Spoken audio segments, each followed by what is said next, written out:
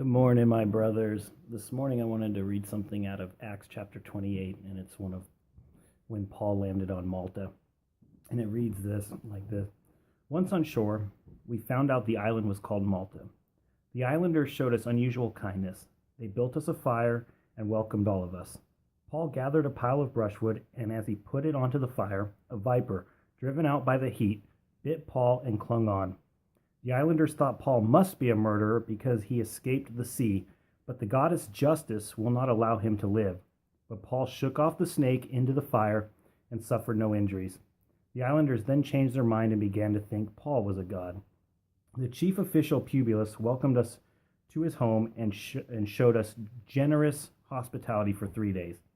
Publius's father was sick in bed with an intestinal infection. Paul went in to see him, prayed for him, placed his hands on him, and healed him.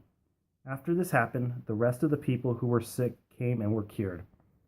They honored us in many ways and furnished us with the needs and supplies when we sailed off. Now, I want us to be like Paul.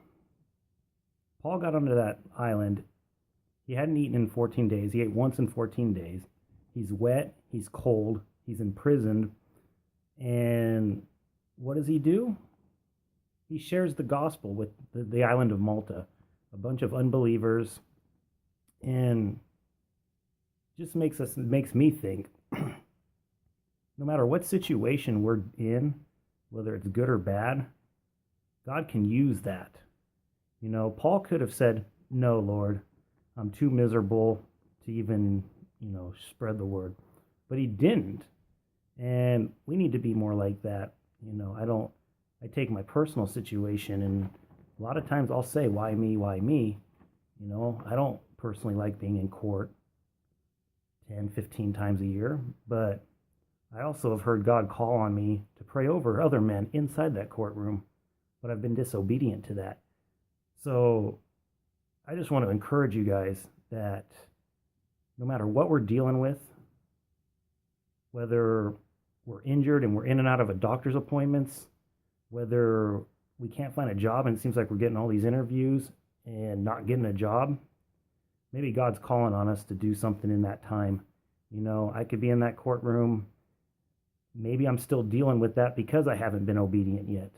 God may be saying to me, I'm going to send you back to court month in and month out until you do what I ask you to do, which is pray for this man that's sitting next to you. And until you do that, I'm not going to end this, So I hope that's somewhat of an encouragement to know that, no matter what situation we're in, God can use us. God's working on our behalf. And I just want to say, be strong in whatever season God has us in. He will use us in that season. And on top of that, I want to talk about the islanders on Malta. I really loved verse 2 when it says, they showed us unusual kindness. That's set in my spirit because that's exactly what our ministry does. We show each and every man unusual kindness. We don't care what their past is. We don't care what they're addicted to. Every man that walks in there gets multiple hugs, multiple handshakes, multiple smiles. And to me, that is unusual kindness. And I just know that we've got a group of men who are about to go to Uganda. They're about to get taken care of. You guys are going to do exactly what Paul's doing, healing people, praying over people, saving people, and that's just amazing. And I just love our ministry, and I just want to encourage you guys to continue to do what you're doing. I love you guys, and I'll see you soon.